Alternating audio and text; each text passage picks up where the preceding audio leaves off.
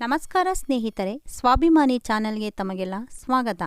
ಸ್ನೇಹಿತರೆ, ನಾವು ದಿನನಿತ್ಯ ದೇವಸ್ಥಾನಕ್ಕೆ ಹೋಗಿದರೆ ಒಳ್ಳೆಯದಾಗುತ್ತೆ ಎಂಬ ನಂಬಿಕೆ ನಮ್ಮದು.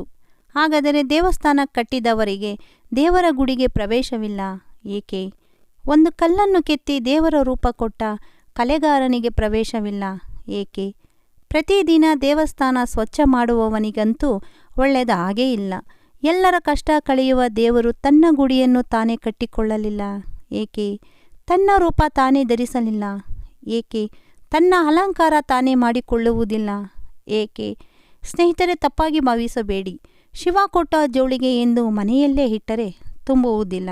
3 ಮನೆಯ ಹತ್ತಿರ ಹೋಗಿ ಅಮ್ಮ ಎಂದು ಕೂಗಿದರೆ ಮಾತ್ರ ತುಂಬುವುದು. ಕೈ ಕೆಸರಾದರೆ ಬಾಯಿ ಮೊಸರು. ದುಡಿಮೆಯೇ ದೇವರು. ನಾವು ದುಡಿಯುತ್ತಿದ್ದರೆ ಮಾತ್ರ ನಮಗೆ ಬೆಲೆ, ಇಲ್ಲವಾದರೆ ಕಸವಾಗಿ ಕಾಣುತ್ತಾರೆ.